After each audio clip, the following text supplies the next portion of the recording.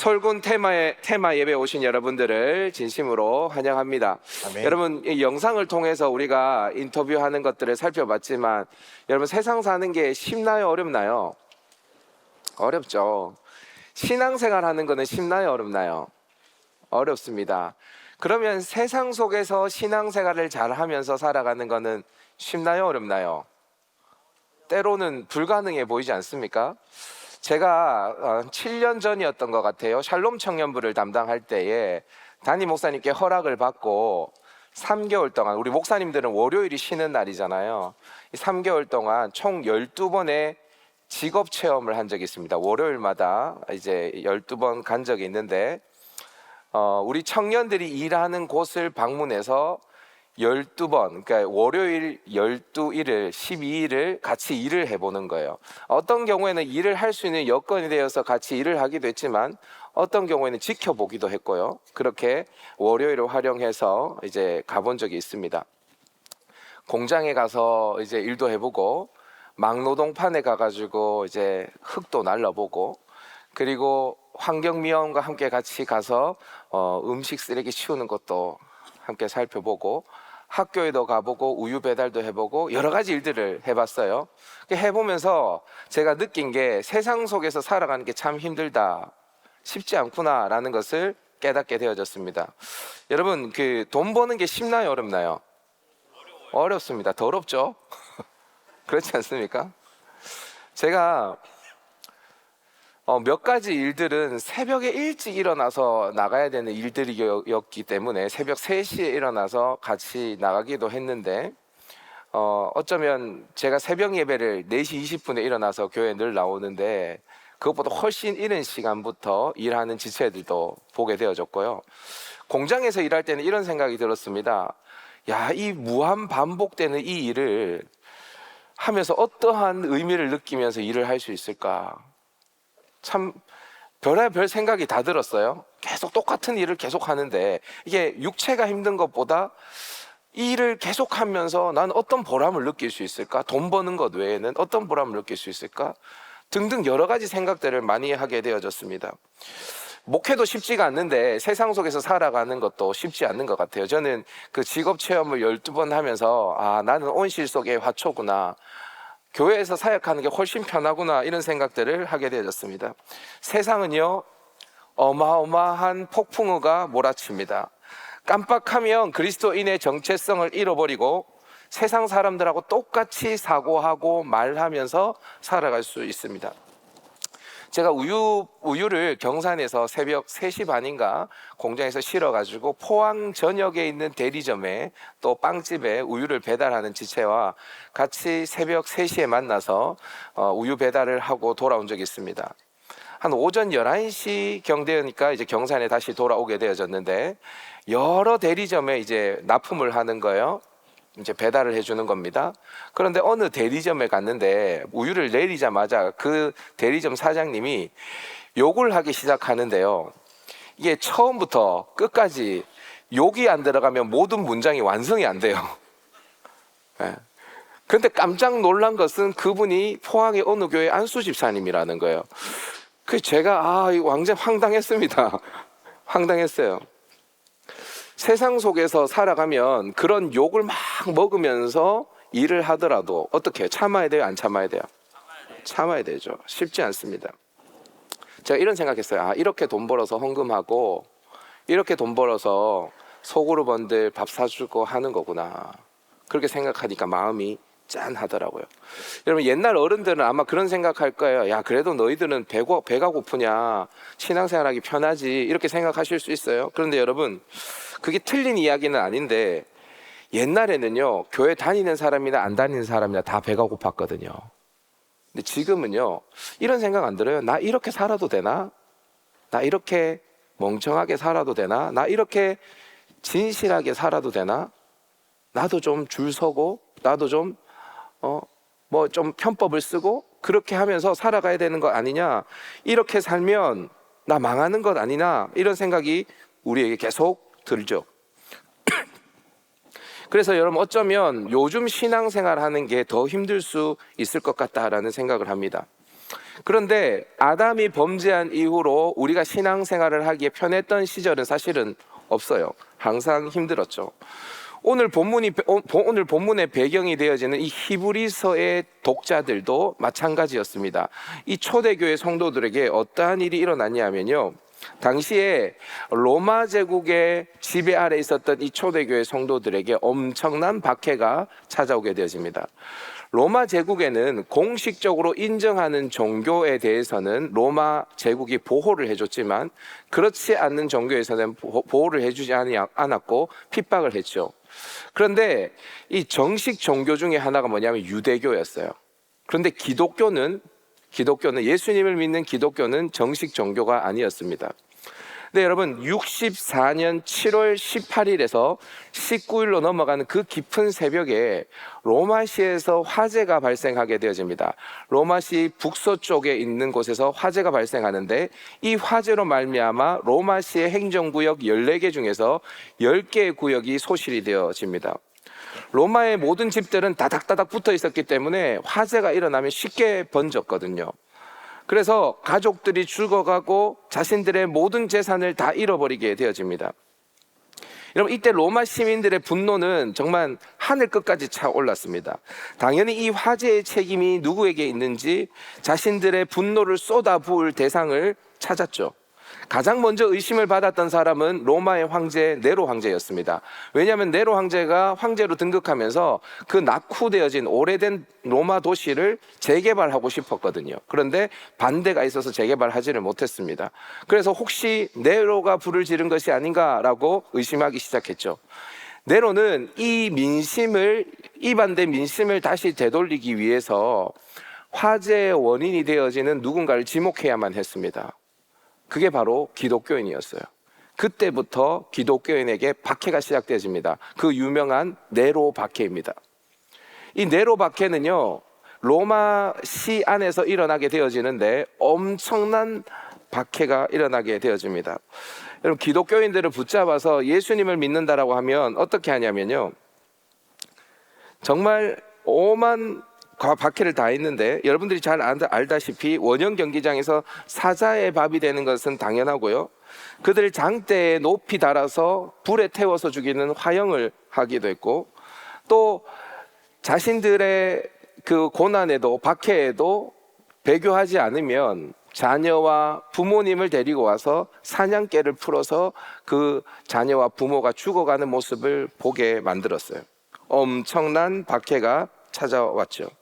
여러분, 그런데 이 박해가 찾아왔을 때 그리스도인들이 이 박해를 피할 방법이 있었을까요? 없었을까요?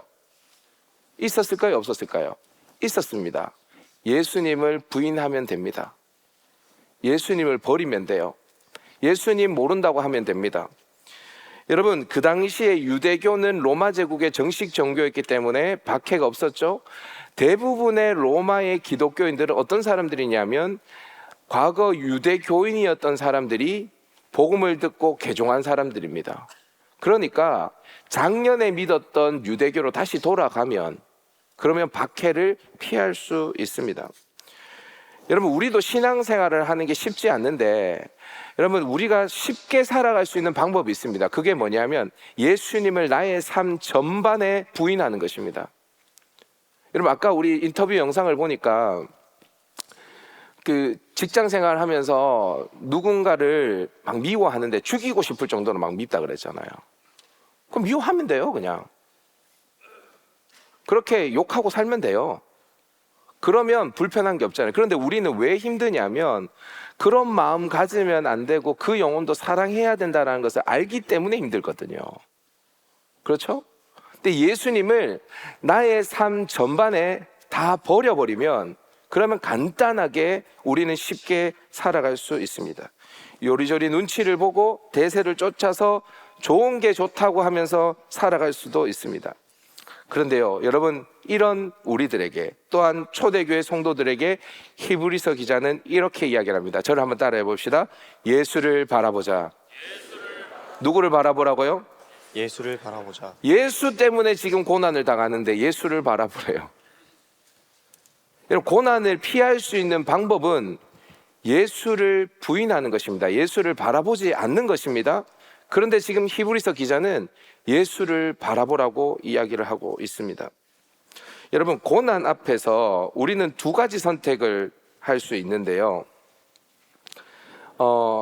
히브리서 기자가 이렇게 이야기해요. 히브리서 12장 2절 한번 띄워주시겠어요? 믿음의 주요 또 온전하게 하신 인 예수를 바라보자, 이렇게 이야기합니다. 믿음의 주요, 여기서 주라는 단어는 헬라어로 보면 주라고 번역할 수도 있지만 믿음의 저자라고 번역할 수도 있습니다. 여러분, 책을 쓴 저자 있잖아요. 믿음의 저자이신 그 예수님을 바라보자라고 히브리서 기자가 이야기를 하는데, 고난이 닥치면 인생이 선택할 수 있는 방법이 두 가지가 있습니다. 첫 번째는 고난을 피하는 것입니다. 고난이 닥치면 고난을 피하는 거예요. 여러분, 고난을 좋아하는 사람이 있나요, 없나요? 없죠. 그러니까 고난이 오면 아주 쉬운 방법은 고난을 피하면 됩니다. 근데 여러분, 두 번째 방법은 이게 쉽지 않아요. 쉽지 않는데, 두 번째 방법은 뭐냐면 고난이 오면 고난을 이기는 것입니다. 고난이 왔을 때 고난을 피할 수도 있고, 고난이 오면 고난을 뚫고 지나가서 고난을 이길 수도 있는데요, 이 둘 중에 우리는 하나를 선택해야 돼요. 여러분, 고난을 피하는 방법은 간단합니다. 예수님을 부인하면 됩니다. 예수님을 버리면 됩니다. 내 삶의 모든 영역에서 예수님을 지워버리면 됩니다. 그러면 고난 피할 수 있습니다.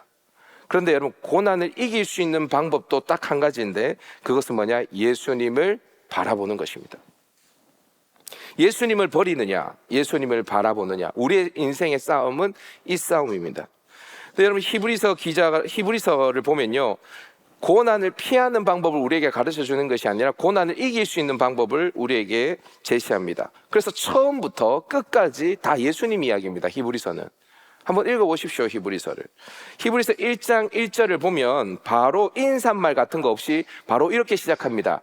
옛적의 선지자들을 통하여 여러 부분과 여러 모양으로 우리 조상에게 말씀하신 하나님이, 이렇게 이야기합니다. 여러분, 옛날 구약 시대에는 하나님이 이스라엘 백성들에게 직접 말씀하지 않고 선지자들을 통하여 말씀하셨습니다. 여러분, 선지자들이 계시를 받아서 예언을 하게 되어지는데요, 여러분, 여기에서 예언이라는 말은 미리 예자가 아니에요. 그러니까 나중에 있을 일을 미리 알아서 미리 예언한다는 말이 아닙니다. 여러분, 우리가 돈이 있으면 은행에 가서 예금하죠. 예금. 그때 예자를 씁니다. 여기에서 예자는 뭐냐면 맡길 예자입니다. 그러니까 하나님께서 맡긴 말씀을 전하는 사람이 선지자예요. 근데 하나님께서 이들에게 말씀을 맡기는데, 그래서 하나님 앞에 말씀을 받아서 선지자들이 회개를 촉구하기도 하고, 더 나아가서는 이스라엘 나라의 회복을 이야기하기도 하고, 때로는 예수 그리스도가 이 땅에 오시는 것을 예언하기도 합니다. 또 심지어는요, 예수님께서 말세 때에 다시 오실 그 재림의 때를 내다보고 예언하는 사람들도 있습니다. 그런데요, 그 모든 계시들이 어마어마하거든요. 예레미야가 받은 계시, 이사야가 받은 계시, 특별히 또 스가랴와 같은 선지자가 받았던 계시는 우리의 상상을 초월하는 계시들입니다. 말세 때에 일어날 일을 그 선지자들이 미리 보고 이야기를 하거든요. 대단하잖아요. 근데 여러분, 아무리 대단한 선지자라고 할지라도 그 한 선지자에게 모든 계시가 다 주어지지는 않아요. 그렇기 때문에 이사야가 있지만 예레미야가 필요하고, 예레미야가 있지만 호세아가 필요한 거예요. 그 수많은 선지자들에게 말씀하셨어요. 하나님은 어떻게 말씀하셨냐면 여러 모양과 여러 부분으로 말씀하셨다라고 성경은 이야기합니다. 때로는 하나님이 말씀을 주시기도 하지만, 때로는 환상을 보여주시기도 하고, 때로는 꿈을 보여주시기도 하고, 때로는 어떠한 행동을 하라고 시키면서 하나님 그 행동을 통해서 이스라엘 백성들에게 계시를 주시기도 하셨습니다. 그러니까 여러분, 구약 시대에는 하나님이 선지자들을 통하여서 여러 모양과 여러 부분으로 말씀하셨습니다. 근데 여러분, 2절을 한번 읽어볼까요? 히브리서 1장 2절입니다. 시작. 이 모든 날 마지막에는 아들을 통하여 우리에게 말씀하셨으니. 여러분, 이 모든 날 마지막에는 누구를 통하여 말씀하셨다고요? 아들을 통하여 말씀하셨습니다. 아들이 누굽니까? 예수 그리스도입니다. 그러니까 여러분, 이 말이 뭐냐면 이 세상에 왔던 모든 선지자들을 다 합치고 그들이 받은 모든 계시를 다 합쳐도 예수 그리스도 그 아들에게 비할 수 있다라는 말입니까? 비할 수 없다라는 얘기입니까? 비할 수 없다라는 얘기입니다. 그러니까 훨씬 예수님이 모든 선지자들이 받은 계시보다 예수님이 우리에게 주시는 계시가 훨씬 더 우월하다라는 것을 1장 1절과 2절부터 이야기하기 시작합니다. 그리고요, 여러분, 이게 끝이 아니에요. 히브리서 1장 4절 한번 보세요. 1장 4절을 보면 이렇게 이야기합니다. 그가 천사보다 훨씬 뛰어남은 그들보다 더욱 아름다운 이름을 기업으로 얻으심이니 하나님이 어느 때 천사 중에 누구에게 너는 내 아들이라 오늘 내가 너를 낳았다 하셨으며, 하나님이 누구에게 언제 천사에게 내 아들이라고 이야기한 적이 있느냐? 근데 예수님은 뭐예요? 하나님의 아들이라는 거예요. 천사들은 그러면 어떠한 존재냐? 1장 14절에 보니까 이런 말씀이 있습니다. 1장 14절, 모든 천사들은 섬기는 영으로서 구원받을 상속자를 위하여 섬기라고 보내심이 아니냐. 섬기는 종하고 아들 중에 누가 더 높다는 거예요? 훨씬 아들이 뛰어나다는 거예요. 예수 그리스도가 뛰어나다라는 거예요. 이것뿐만이 아닙니다. 3장에서는 예수님은 모세보다 뛰어나다라고 이야기하면서 히브리서 3장 5절을 보면 모세는 하나님의 집에 종으로서 신실하였고 그리스도는 하나님의 집을 맡은 아들로서 그와 같이 했다. 모세는 종이고 그리스도는 아들이라는 거예요. 여러분, 유대교에서 모세의 위엄은 대단합니다. 왜냐하면 율법을 받은 사람이 모세니까요. 근데 그 모세는 하나님의 집의 종이래요. 하지만 예수님은 아들이래요. 누가 더 우월해요? 예수님이 훨씬 더 우월하다는 거죠. 4장에서는 예수님이 여호수아보다 우월하다. 여호수아는 이스라엘 백성들에게 안식을 준 사람이죠. 가나안 땅에 들어가서. 여러분, 그 안식이 영원한 안식은 아니었습니다. 그런데 예수님은 우리에게 영원한 안식을 주시는 분이다라고 이야기를 합니다. 5장에서 예수님은 대제사장보다 우월하시다라고 이야기를 합니다. 여러분, 대제사장은 죄를 지을 때마다 제사를 드려야만 했습니다. 제사를 드릴 때도 자기 자신의 죄를 먼저 대속하고 난 이후에야 이스라엘 민족의 죄를 대속할 수 있었습니다. 그런데 예수님은 단번에 자신의 피로 이스라엘 백성들의 모든 죄를 사하시는데 영원한 제사를 드리심으로 그 한 번에 영원한 효력을 내시는 제사를 드렸습니다. 그분은 멜기세덱의 반차로 오신, 이 땅에 오신 영원한 대제사장이다라고 이야기를 하고 있죠. 여러분, 지금 제가 몇 가지만 이야기를 했는데도 히브리서를 보면 계속해서 반복되는 게 뭐냐면 예수님이 우월하시다라는 거예요. 예수님은 선지자보다 우월하시고, 예수님은 천사보다 우월하시고, 예수님은 모세보다, 예수님은 여호수아보다, 예수님은 대제사장보다 우월하시다. 이 이야기를 계속 하시는 겁니다. 여러분, 이렇게 말하는 이유가 뭘까요? 그 예수 바라보라는 것입니다. 여러분, 고난을 피하는 건 여러 방법이 있습니다. 그러나 고난을 이기려면 이 방법밖에 없습니다. 예수님을 바라보는 방법밖에 없습니다. 여러분, 왜 우리가 고난을 두려워합니까? 우리에게 고난이 닥쳐오면 왜 우리가 두려워하죠? 그 고난이 나보다 크기 때문입니다. 그래서 압도당하는 거예요. 그 고난 앞에 우리는 압도당하는 거예요. 마치 그 고난이 나에게 닥쳐오면 나를 죽일 것만 같거든요. 죽을 것만 같은 공포를 느끼는 것입니다. 그래서 고난을 두려워합니다. 근데 여러분, 그 고난보다 크신 분이 누구냐면 예수님이에요. 그래서 이 고난을 이기려면 예수 그리스도 앞에 서야 됩니다. 그분을 바라보면 예수 그리스도가 고난을 압도해버리는 것입니다. 원래 더 큰 것 앞에 작은 것은 사라지는 거예요. 여러분, 제가 금요일 날에도 이야기했지만 여러분, 죽음에는 실체가 없습니다. 죽음에는 실체가 없어요. 죽음은 뭐냐 하면요, 생명이 없는 것이 죽음입니다. 어두움에도 실체가 없습니다. 어둠은 뭐냐? 빛이 없는 게 어둠입니다. 여러분, 차갑다라는 것에 실체가 있나요? 차갑다. 없습니다. 차가움의 실체도. 열이 없는 것이 차가움입니다. 그러니까 뭐냐 하면 죽음 가운데 생명이 들어오고 어두움 가운데 빛이 들어오면 어떻게 됩니까? 죽음도 어둠도 금방 떠나가는 거예요. 우리를 압도할 만한 고난이 우리에게 찾아온다 하더라도 우리가 그 예수 그리스도를 바라보면, 그 생명 빛 대신 예수님을 바라보면 모든 어두움이 떠나가는 거예요. 그래서 시브리서 기자는 다시 이렇게 이야기합니다. 우리 다 같이 한번 읽어볼까요? 시브리서 12장 2절 시작. 믿음의 주요 또 온전하게 하시는 이인 예수를 바라보자. 그는 그 앞에 있는 기쁨을 위하여 십자가를 참으사 부끄러움을 개의치 아니하시더니 하나님 보좌 우편에 앉으셨느니라. 그분을 아멘. 바라보자는 거예요. 근데 그분이 어떠냐면요, 자막 유지해 주시고, 그분은 그 앞에 있는 기쁨을 위하여 십자가를 참으사 부끄러움을 개의치 아니하시더니, 그분은 십자가를 지셨어요. 그래서 결국 어떻게 되어졌습니까? 하나님 보좌 우편에 앉으셨느니라. 그러니까 그 크신 하나님이 고난을 뚫고 이겨내서 그분이 승리하셨다라는 것을 보여주는 것입니다. 그분을 우리가 바라보자는 거예요. 그럼 우리도 고난에 지지 않고 고난을 피하지 않고 이길 수 있다라고 이야기를 하는 거죠. 두 번째로 우리가 고난을 피할 수 있는, 고난을 이길 수 있는 방법이 있습니다. 저를 한번 따라해 보십시다. 구름같이 둘러싼 허다한 증인들을 바라보자. 허다한 증인들을 바라보자. 여러분, 고난을 이겨내려면 딱 한 가지밖에 없다고 했는데 목사님은 왜 또 두 번째를 얘기하십니까? 이렇게 이야기할 수 있어요. 맞아요. 예수님을 바라보는 것 밖에는 방법이 없어요. 그런데 하나님께서 우리에게 아주 좋은 보조 장치를 마련해 두셨어요. 그게 뭐냐면요, 허다한 증인들을 바라보는 것입니다. 여러분, 예수님을 바라보는 게 쉬울까요? 어려울까요? 어렵습니다. 여러분, 예수님 혹시 만나본 사람 있습니까? 우리는 예수님을 어디에서 만나죠? 성경 속에서 만나죠. 예수님을 실제로 경험해 본 사람은 여기 아무도 없습니다. 그죠?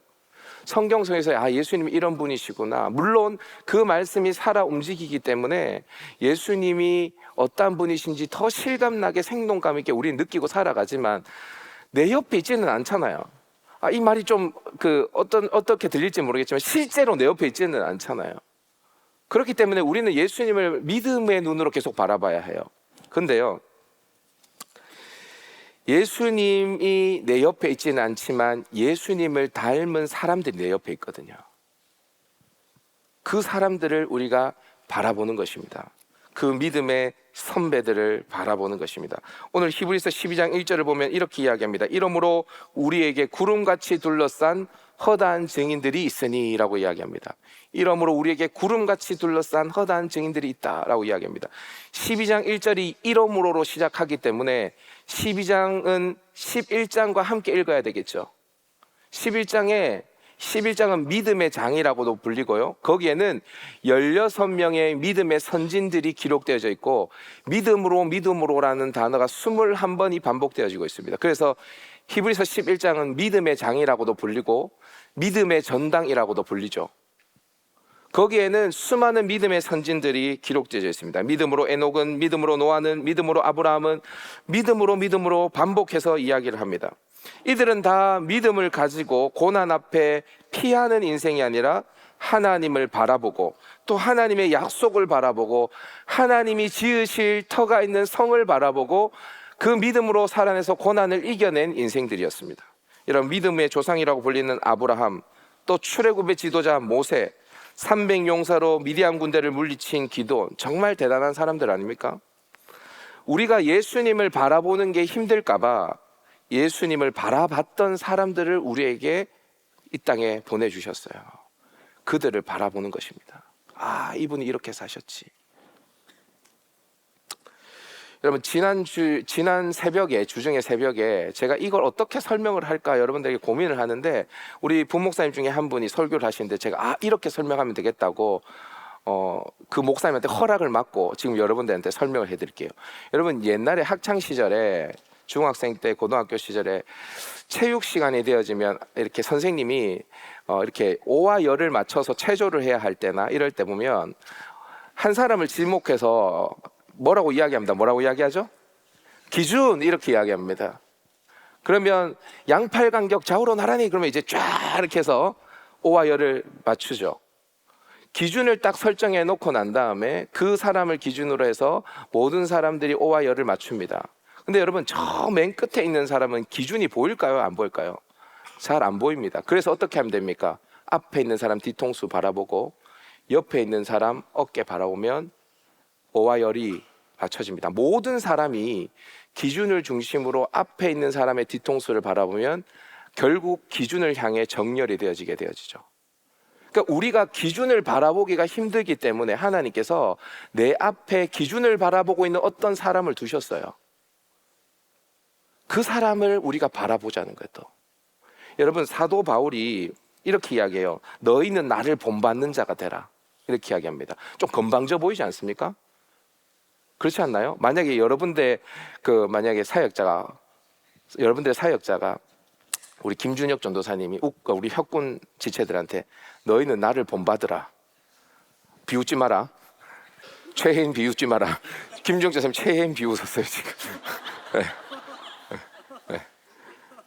김준혁 전도사님이 나를 본받으라 그러면 어떻게 할 거야? 그렇게 웃을 거야? 여러분 좀 건방져 보이지 않습니까?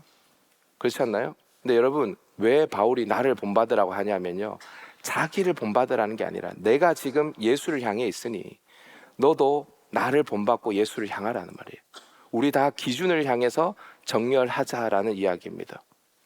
그러니까 우리가 예수님을 바라보기 힘들까 봐 예수님은 수많은 믿음의 선배들을 그 우리의 인생 곳곳의 지점마다 놔두셨어요. 여러분들의 함장이 그런 사람들이고, 여러분들의 마을장이 그런 사람들이고, 여러분들의 사역자가 그런 사람들입니다. 그렇게 믿음의 사람들을 바라보라는 거예요.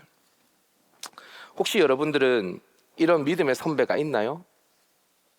아니면 여러분들은 그런 믿음의 선배가 되어주고 있습니까? 누군가에게. 얘들아, 나 본받으면 너희 예수님을 향할 수 있어. 내 뒤통수 바라보면 우리 다 예수님을 향해 정렬할 수 있어. 그런 삶을 여러분들은 살고 있습니까? 목사님, 저는 그런 깜이 못 됩니다. 저는 그런 선배가 될 수 없습니다. 라고, 나는 아브람처럼 살 수도 없고, 나는 삼손처럼 살 수도 없고, 나는 기드온처럼 살 수도 없습니다. 라고 하실 수도 있어요. 그런데 여러분, 히브리서 11장에 보면 그 기록되어진 16명의 믿음의 선진들이 믿음의 사람이기는 하였으나 완벽한 사람들은 아니었어요. 여러분, 아브람 한번 생각해 볼까요? 바로 왕이 두려워서 자기의 아내를 사라를 누이라고 속여서 바로 왕한테 갖다 바친 사람이 아브람입니다. 여러분, 야곱을 한번 볼까요? 믿음으로 야곱은 나오거든요. 야곱은 장자의 명분을 얻기 위해서 형을 속이고 장자의 명분을 빼앗은 사람이 야곱이었습니다. 여러분, 삼손 한번 생각해 볼까요? 삼손, 여자의 치마 자락에 놀아나서 두 눈 빠지고 머리털 다 밀려가지고 다곤신당에서 맷돌 돌리고 있는 인생이 삼손입니다.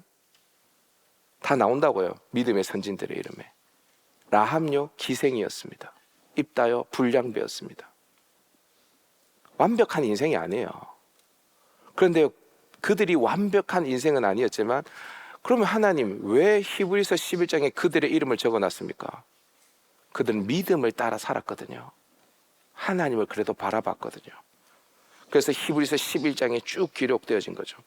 저는 우리 갈릴리의 함장들과 리더들, 또 임원들, 사역자들, 또 우리 샬롬의 사역자들과 리더들을 바라보면서 어떤 생각이 되어지냐면, 여러분, 이들도 여러분들하고 똑같은 청년이거든요.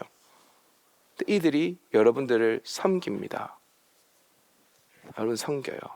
그 모습 보면 하나님, 이들이 히브리서 11장의 믿음의 전당에 기록되어진 16번째 사람에 이어서 17번째로 들어갈 사람인 것 같습니다.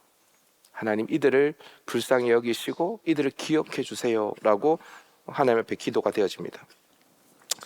혹자는 이렇게 비아냥거릴 수도 있습니다. 그렇게 살면 뭐하냐? 교회가 그걸 알아주냐? 그렇게 젊은 시절을 다 살고 나면 너는 뭘 얻니? 그렇게 이야기하면서 똑똑한 척하면서 옆에서 찔러대는 사람들이 있을 겁니다. 여러분, 그런데 그런 사람은 하나님이 이 모든 상황을 다 보고 계신다는 것을 계산하지 못하는 사람이죠. 하나님 다 보고 계십니다. 우리가 어떤 삶을 살아가는지 하나님 다 보고 계세요. 여러분들이 어떠한 삶을 살고 어떠한 마음으로 그런 삶을 살고 있는지 하나님은 다 아시다는 거예요. 우리가 조금은 부족해도 우리가 믿음의 주요 온전케 하신 이인 예수를 바라볼 때 하나님이 우리를 믿음으로 김보훈은 이라고 이야기를 해주실 것입니다. 믿음으로 최혜인은, 이렇게 하나님이 이야기해 주실 거예요. 그래서 또 우리를 통해서 또 다른 누군가가 예수님을 향해 정렬할 수 있도록 우리를 사용해 주실 거라고 저는 믿습니다. 사랑하는 여러분, 고난을 피하시겠습니까? 고난을 이기시겠습니까? 고난을 이길 수 있는 방법은 딱 한 가지밖에 없어요. 예수님을 바라보는 것. 그리고 하나님이 우리에게 보조장치로 주신 게 뭐라고요? 믿음의 선배들을 따라가는 것, 그들을 바라보는 것입니다. 사랑하는 여러분, 우리도 믿음의 전당에 들어간 17번째 사람이 되어서 우리의 인생에서 예수님을 바라볼 수 있기를 주님의 이름으로 축복합니다. 또 누군가에게 그런 믿음의 선배가 되어줄 수 있기를 주님의 이름으로 축복합니다.